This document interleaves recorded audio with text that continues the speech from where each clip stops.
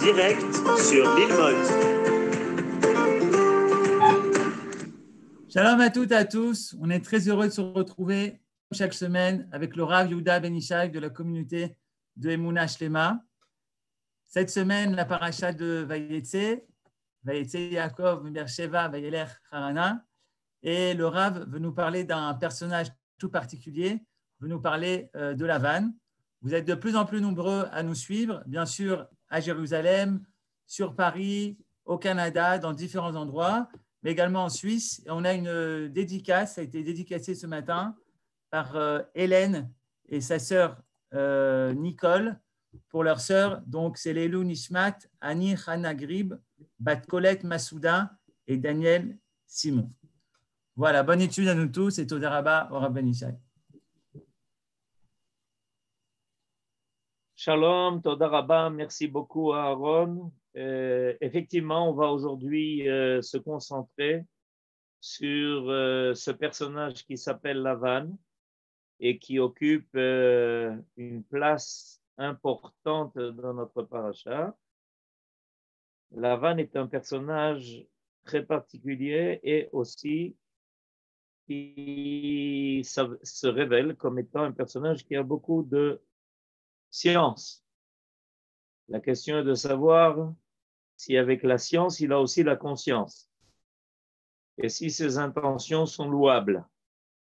Et nous allons aujourd'hui donc essayer de comprendre ça ensemble à propos de la paracha de Vayetze, parce que dans cette paracha, on a sans arrêt une interaction entre notre ancêtre Yaakov et son beau-père Lavan. Et nous voulons donc essayer de vérifier ensemble de quoi s'agit-il.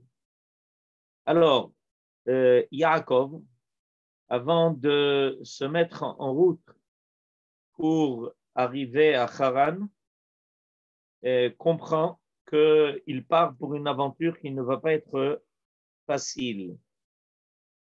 Et donc, comme nos sages d'ailleurs nous l'enseignent, comme étant une chose qui est possible, et même des fois souhaitable, il va prononcer un vœu.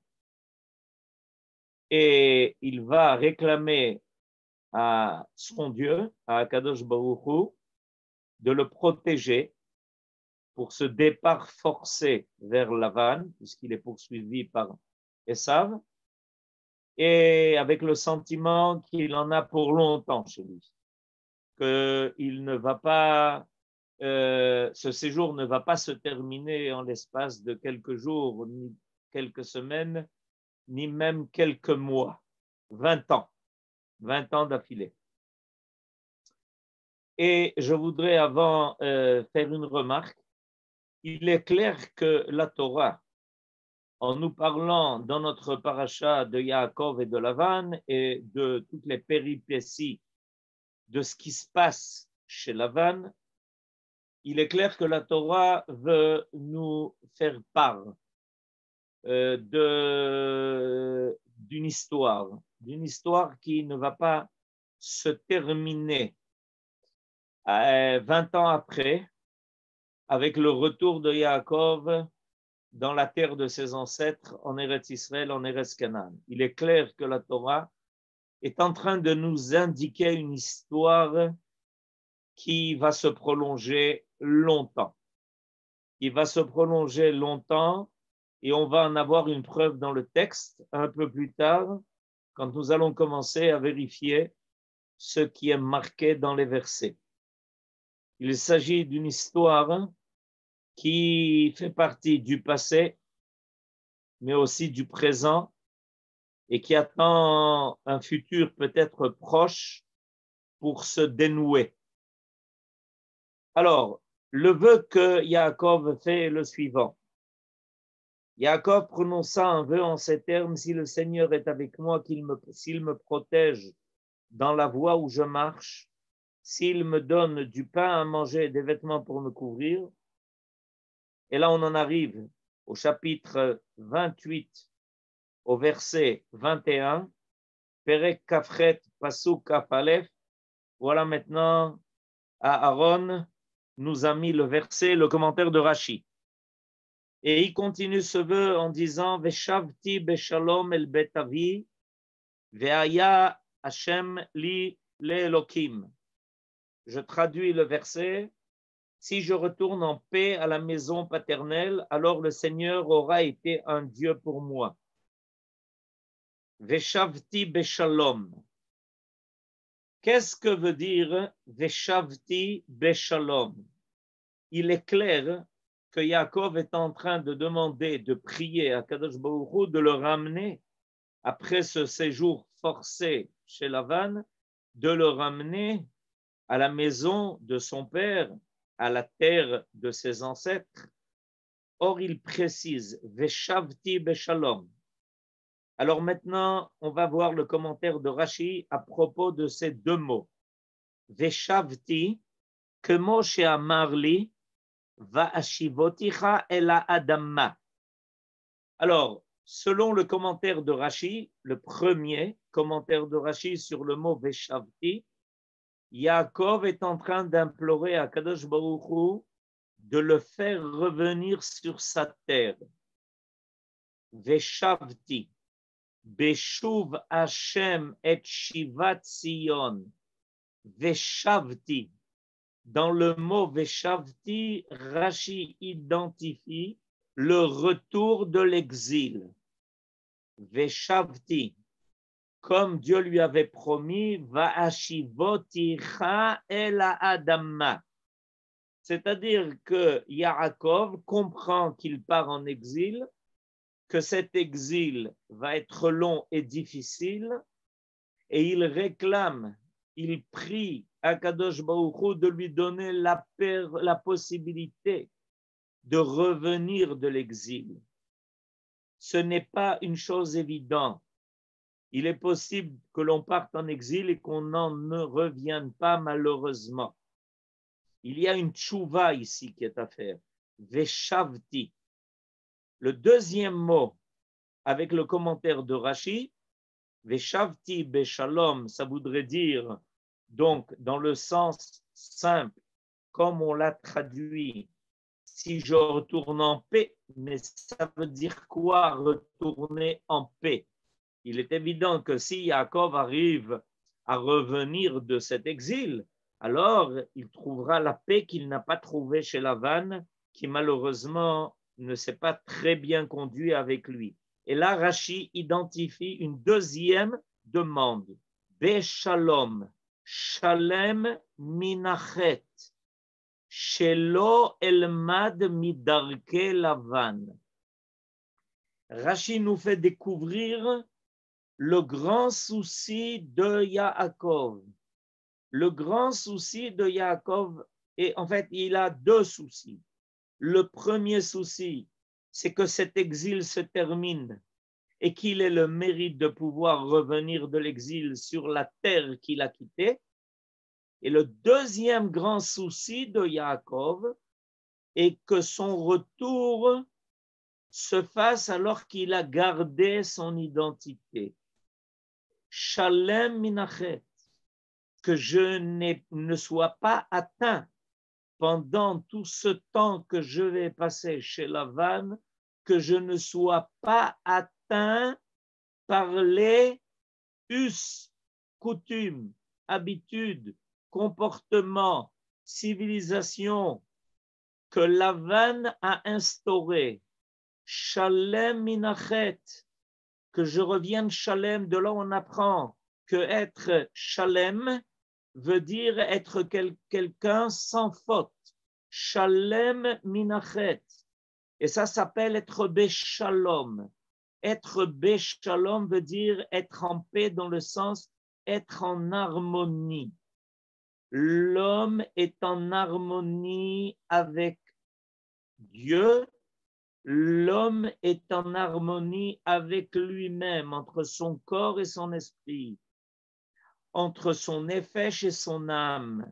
Ça s'appelle être beshalom, c'est un grand chidouche de la part de Rashi. Rashi est en train de nous faire découvrir que être en paix ne veut pas dire être assis quelque part, tranquille, sans qu'on ait rien à faire dans la vie. être Beshalom veut dire Shalem minachet, quelqu'un qui est resté entier, quelqu'un qui est resté honnête, quelqu'un, dit Yaakov, qui n'aura pas appris de Darkei Lavan. Alors ça, c'est une grande demande de la part de notre ancêtre Yaakov. Parce que, en fait, cette demande qui est double va nous indiquer, en fait, qu'est-ce qu'on devra, nous, Israël, affronter quand nous allons malheureusement partir en exil chez les nations. Premièrement, qu'on ait le mérite et la chance que Dieu nous aide à revenir de l'exil. Et ce n'est pas facile et évident. Malheureusement, ces 20 ans se sont finalement étendus à 2000 ans. 20 ans chez Lavan sont devenus 2000 ans d'exil d'Israël lors de son départ il y a de ça 2000 ans avec la destruction du deuxième temple et notre exil forcé dans une civilisation qui était tout à fait autre à la nôtre. Et à ce moment-là, on a la deuxième chose à réclamer de Akadosh Baruch Hu. Cette deuxième chose que l'on a à réclamer de Akadosh Baruch Hu, ce n'est pas seulement de revenir de l'exil, c'est d'être Beshalom, c'est-à-dire de ne pas avoir été atteint, de ne pas avoir été abîmé par l'exil. Et ça, malheureusement, ça peut être compréhensible qu'en passant 2000 ans dans cet exil forcé, on risque forcément d'apprendre des Darkei Lavan. Et alors aujourd'hui, on va essayer un peu de comprendre quel est notre problème, quelle est la problématique qui s'est soulevée avec le départ de notre ancêtre Yaakov chez Lavan. Alors, pour comprendre cela, on va tourner la page et on va arriver au chapitre Lamed Aleph, au verset Mem Gimel.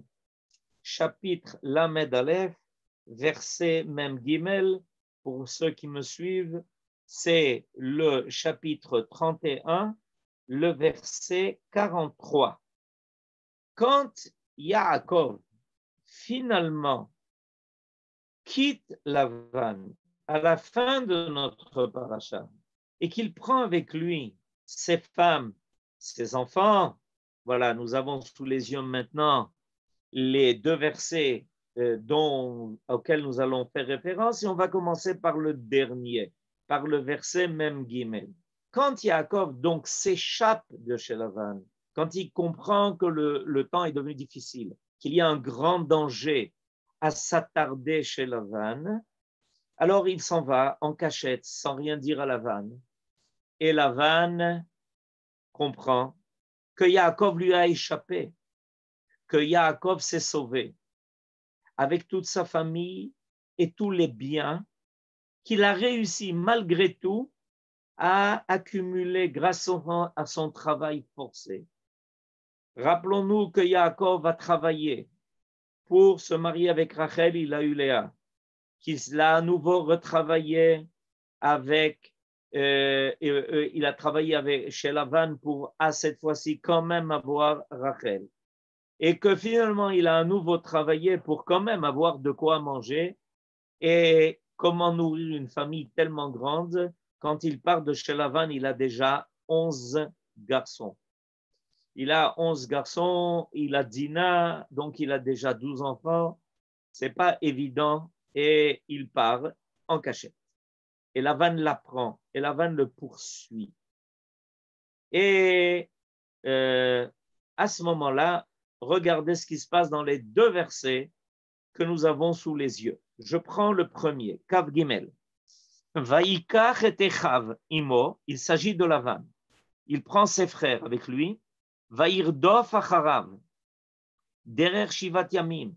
Lavan a poursuit maintenant Yaakov pour le rattraper il le fait en un jour, un chemin qui aurait dû durer 7 jours. Vayadbek oto, il réussit à le rejoindre. Behar Hagilad, un endroit qui s'appelle Har Hagilad. Ce qui est marqué ici, que Lavan a poursuivi Yaakov, le met dans une situation de ce qui s'appelle dans la halakha une situation de rodef. Un rodef est celui qui poursuit l'autre qui est innocent dans le but de lui causer un dommage. Ça peut être un dommage corporel ou un dommage moral et spirituel. Il y a le din de rodef. D'après la halakha, quand quelqu'un est en rodef, on a le droit de protéger la victime qu'il poursuit par tous les moyens qui sont à notre disposition. Vaïrdof acharav. Lavan n'avait rien à réclamer de Yaakov. A priori, Yaakov avait complètement payé son séjour chez lui. Et malgré ça, Vaïrdof, comme vient de nous le souligner Aaron, c'est un rodef. Et il le rejoint. Et alors commence une discussion très animée entre Yaakov et Lavan, sur laquelle d'ailleurs il faudrait s'attarder, parce qu'il y a beaucoup de choses qui sont dites. Il y a beaucoup de choses qui sont dites dans cette discussion entre Yaakov et Lavan. Mais je vais m'attarder sur un verset. Le verset, c'est le deuxième verset que vous avez maintenant sous les yeux, le verset Mem Gimel. Yaakov lui répond, il lui dit, mais pourquoi tu me poursuis? Qu'est-ce que je t'ai fait? J'ai travaillé chez toi de la façon la plus fidèle. Je me suis donné corps et âme. J'ai travaillé le jour, la nuit, quand il faisait froid et quand il faisait chaud pour garder tes troupeaux. En rien je ne t'ai lésé. J'ai payé complètement mon séjour chez toi et encore bien au-delà. Vayan Lavan vayomer el Yaakov. Alors faisons attention maintenant à ce que Lavan dit à Yaakov. Ce que nous allons lire maintenant est quelque chose de phénoménal. Habanot bnotai ve'abanim banai ve'atzon soni ve'kol asher ata roeh li ou. Je traduis ces mots. Aux ta'anot, aux arguments de Yaakov, Lavan répond en disant la chose suivante. Ces filles, c'est-à-dire tes femmes, sont mes filles. Tes enfants sont mes enfants. Ve'atzon soni. Et le troupeau que tu as est le mien. Ve'kol asher ata roeh. Et tout ce que tu vois m'appartient. Alors on aurait pu dire, mais c'est un grand-père extraordinaire ce Lavan. Il est en train de dire à Yaakov, mais tu comprends bien que tes femmes sont mes filles, tu comprends bien que tes fils sont mes petits-fils, donc je les considère aussi comme mes fils. Seulement, on découvre tout d'un coup que ce n'était pas l'intention de Lavan, parce qu'il continue en disant la chose suivante.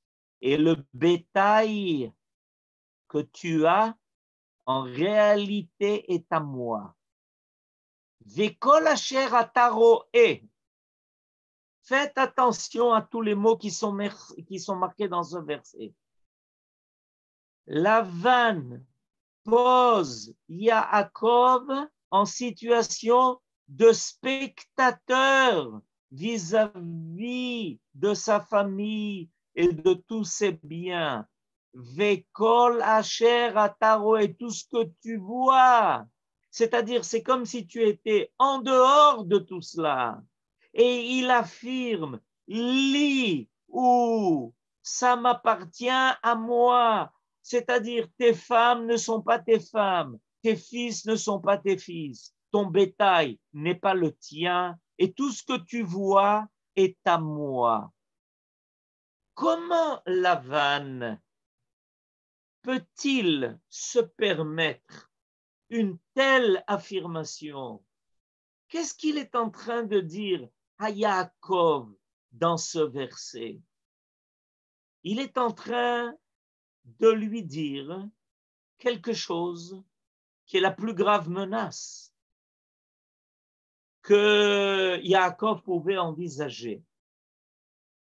Lavan est en train de dire à Yaakov, sache une chose, c'est que tu penses que tout ce que tu as te revient parce que tu l'as obtenu par ton travail, parce que tu as travaillé pour avoir et Rachel et Léa et encore 2 femmes et 11 enfants, 11 garçons et une fille qui s'appelle Dina. Tu es persuadé que tout ça fait partie de toi, que c'est ton patrimoine à toi. Eh bien maintenant, je vais te dire quelque chose, dit Lavan à Yaakov. Tout ce que tu as, en réalité, m'appartient parce que tu l'as obtenu sur mon territoire à moi. Quand tu habitais là qui est mon champ, tu étais chez moi quand tu as obtenu tout cela. Et tu es lié à moi, que tu le veuilles ou que tu ne le veuilles pas. En réalité, tu penses te sauver, tu penses me quitter, tu penses te couper de moi. Mais moi, Lavan, je te poursuis pour te dire que tu restes lié à moi. Et rester lié à moi, c'est beaucoup plus grave que ce que tu penses. En réalité, tout continuera à porter mon cachet. Ces femmes sont mes filles, ces enfants sont mes enfants, ce bétail, c'est mon bétail, et tout ce que tu vois, en réalité, tu n'es qu'un spectateur de tout cela, parce que c'est moi qui t'ai donné la possibilité de l'obtenir et tu resteras lié à moi malgré toi. Yaakov a compris que c'était le grand danger qui le menaçait. Yaakov a compris qu'en restant chez Lavan, petit à petit, des liens se tramaient entre lui et Lavan. Et il pensait que Lavan l'aurait remercié de finalement avoir donné à ses filles un mari comme lui, Yaakov, qui allait devenir le peuple d'Israël, et qu'il aurait été content d'avoir un gendre tellement dévoué qui a réussi à développer l'économie de son pays. Yaakov était persuadé que Lavan serait reconnaissant et il entend ahuri. Yaakov entend ahuri que Lavan est en train de lui affirmer qu'en réalité, même lorsqu'il partira, il continuera d'être sous le joug de Lavan. Parce que Lavan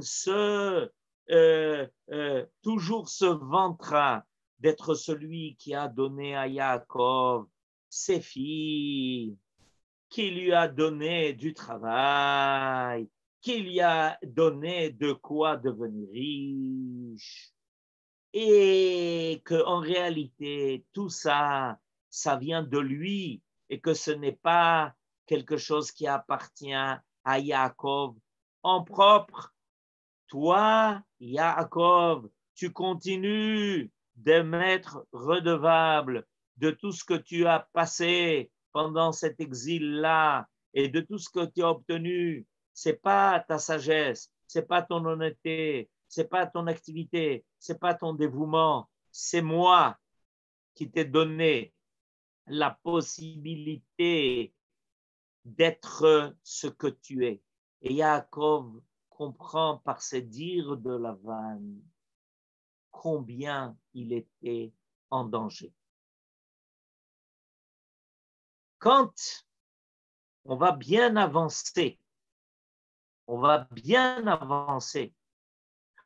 arriver à la parashat Ki Tavo dans le livre de Dvarim, au chapitre 26.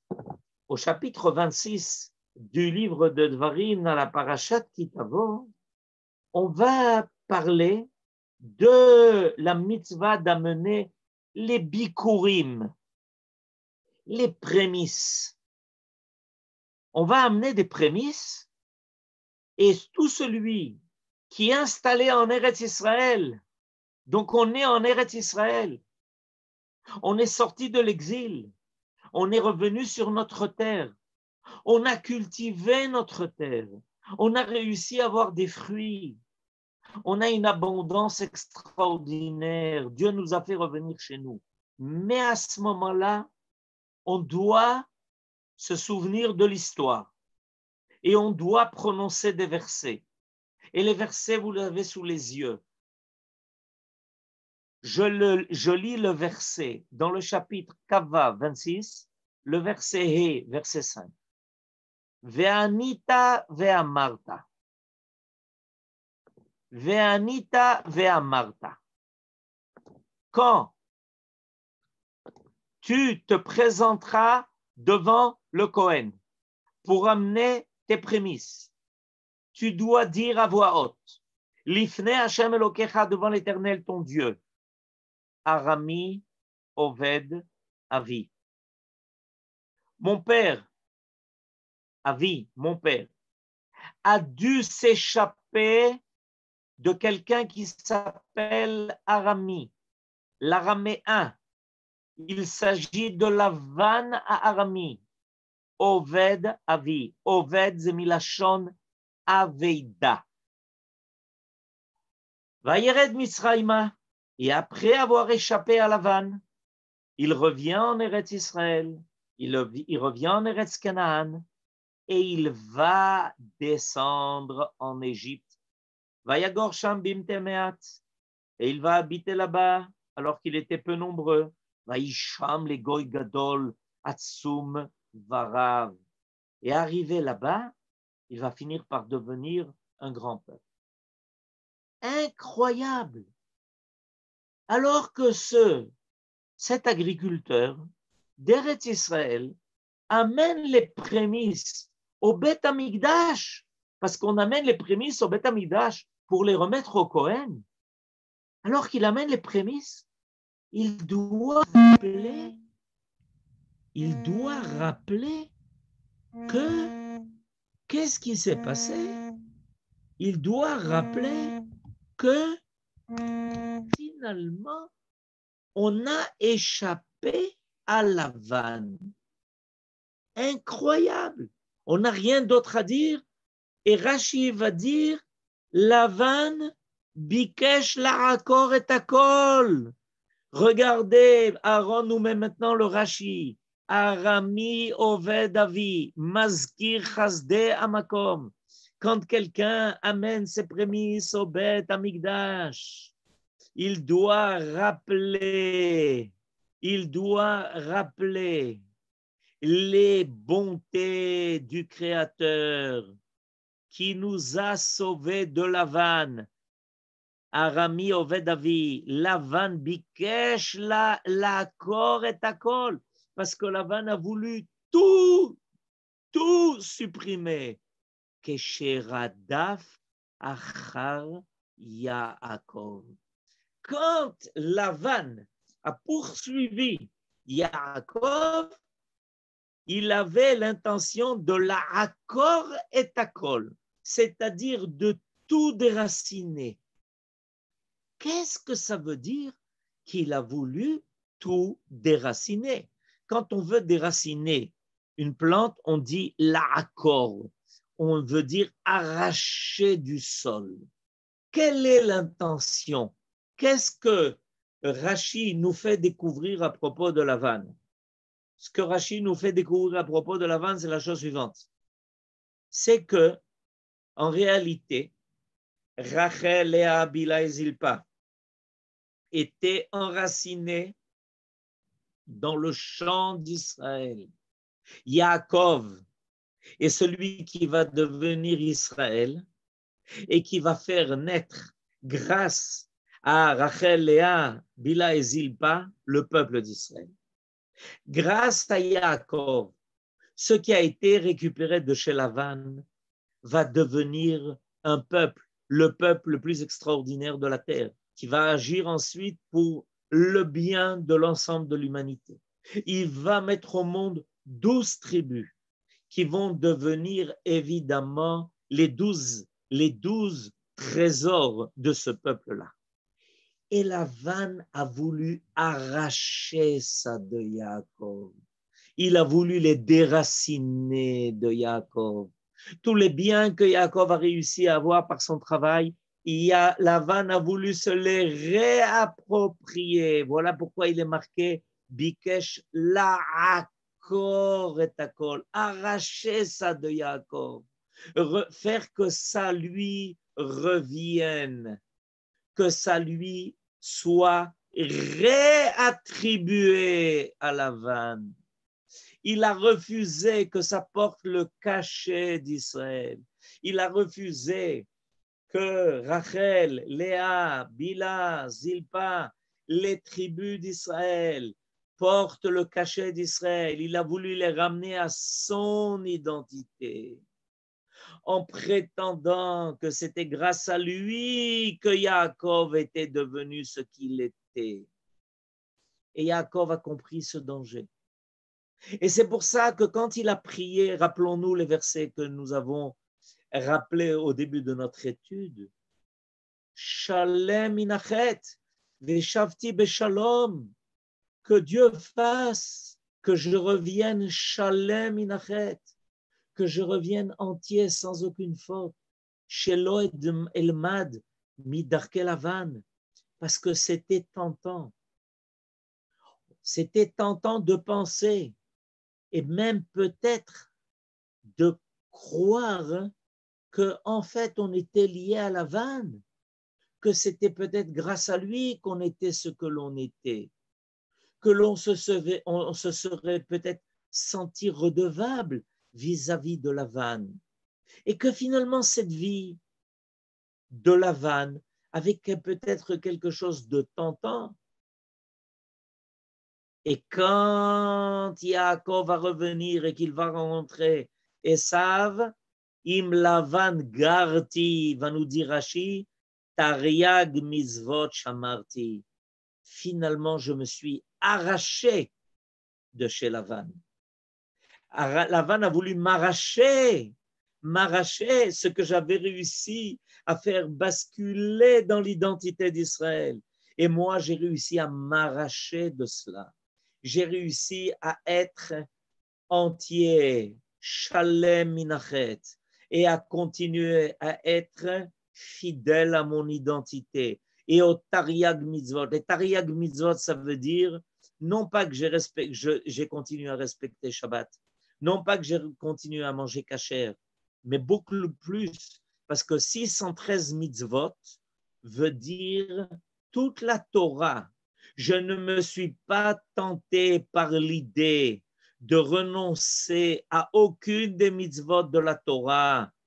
Je ne me suis pas tenté par l'idée de renoncer au Beth Amikdash. Je ne me suis pas tenté par l'idée de renoncer à Eretz Israël.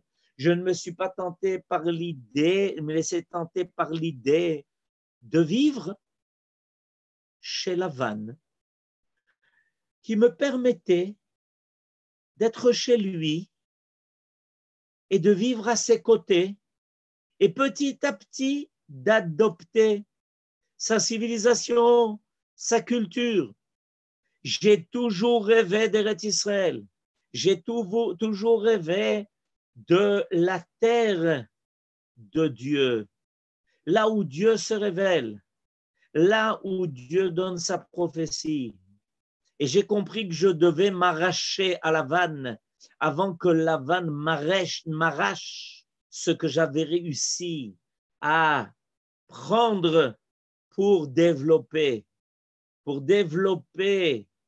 la famille d'Israël et m'approprier des sadécotes extraordinaires qu'il y avait, qui étaient Rachel, qui étaient Léa, qui étaient Bila, qui étaient Zilpa, et de tout ce que j'ai fait, de tout ce que j'ai travaillé pendant un exil long et difficile, où j'ai réussi à survivre, et surtout ne pas me laisser tenter par la pensée que peut-être l'exil deviendrait ma terre d'asile.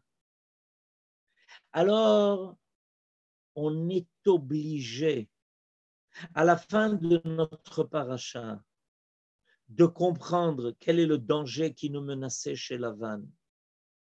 Et c'est pour ça que quand on va revenir en Eretz Israël, et quand on va retrouver notre terre, rappelez-vous, Veshavti reviendra, que Dieu fasse que je revienne sur ma terre, que Moshe Amar li va'ashivotir el adama, que je revienne non pas seulement sur une terre, mais sur la terre.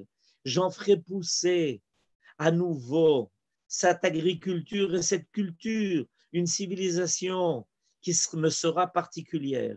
Et je reconnaîtrai que ce qui poussera de ma terre devra amener ses prémices à quelque chose qui est éternel, au Beth Amikdash. Parce que notre réussite sur notre terre n'est pas seulement une réussite matérielle. Et c'est pour ça que je prends les premiers fruits et je les amène au Beth Amikdash, à Yerushalayim, au Beth Amikdash.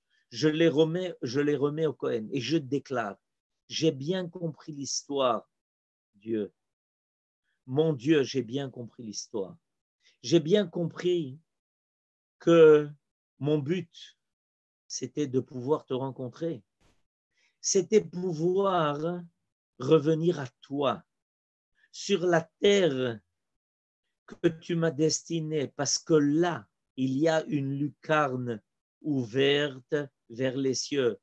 Ma nora hamakom hazeh, en ze kim bet Elohim, veze sha'ar hashamayim. J'ai réussi à m'arracher de Lavan. Avant que Lavan ne réussisse à m'arracher tout ce que j'avais acquis. Bikesh la'akor et akol, je dis ça au moment d'amener les prémices.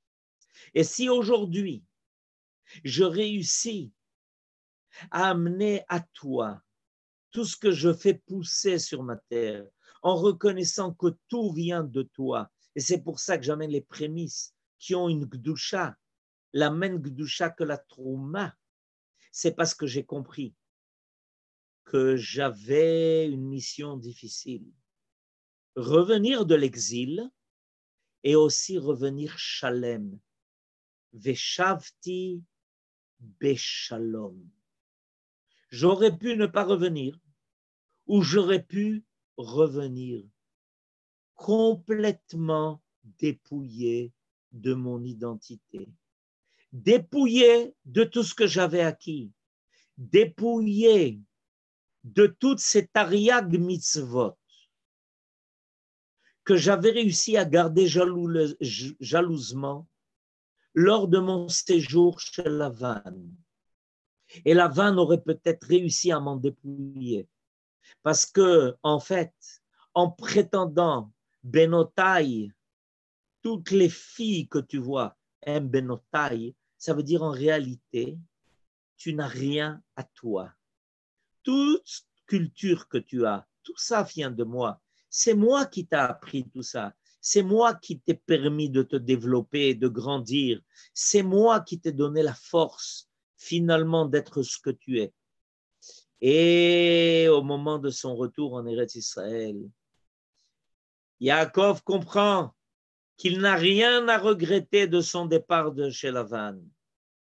Parce qu'il comprend qu'en quittant l'exil, il a quitté aussi une civilisation qui a voulu l'engloutir, qui a voulu le dépouiller de son identité, qui a voulu le dépouiller de son rôle à remplir dans le monde entier.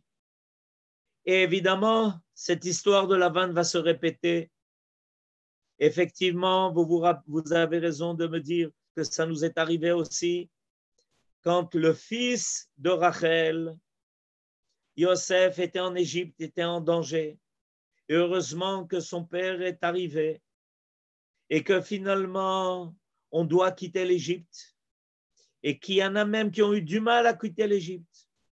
Et finalement, cette histoire va se répéter. Et rappelons-nous, nous avons donc un double défi à relever. Le premier défi, c'est de quitter l'exil et de revenir sur notre terre. Et le deuxième défi, Im Lavan garti vetariag mitzvot shamarti. On ne donnera pas à Lavan la possibilité d'arracher de nous ce que nous sommes véritablement, mais nous arrachons de Lavan pour faire apparaître quelque chose qui est Israël. Israël authentique, vrai, pour le bien finalement de toute l'humanité. Amen et Shabbat Shalom.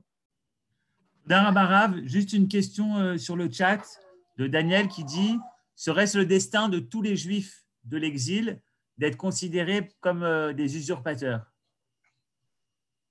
C'est le destin de tous les Juifs qui sentent qu'ils ont une attache qui va au-delà de quelque chose qui est provisoire. Si un Juif vit en exil avec le sentiment profond qu'il est en exil et qu'il attend le moment le plus rapide possible pour s'en extraire, alors ça le garde. Mais s'il a un sentiment d'appartenance quelconque à cet exil, il est exactement dans ce danger-là. Et c'est de cela qu'il doit s'extriper avant que l'exil n'extripe de lui son identité.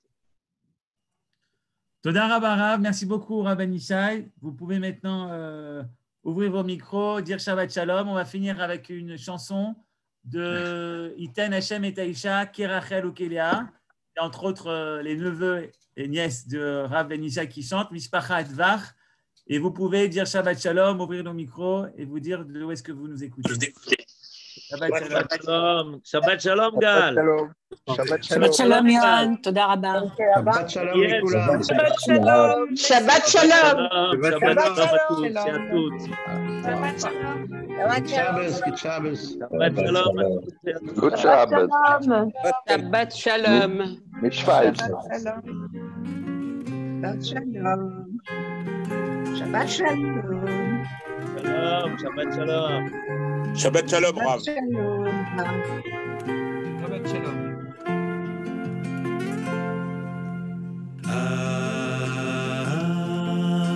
Achotenu, atai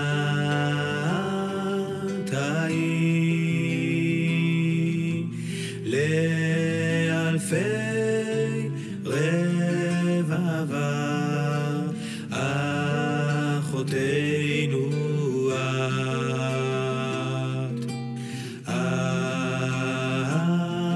achotenu.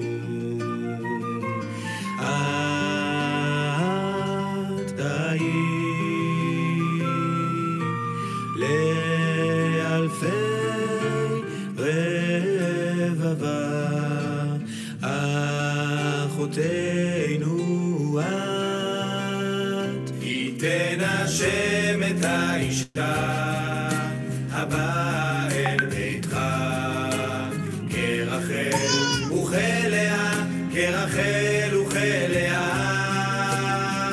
ייתן השם את האישה הבאה אל ביתך, כרחל וכלאה.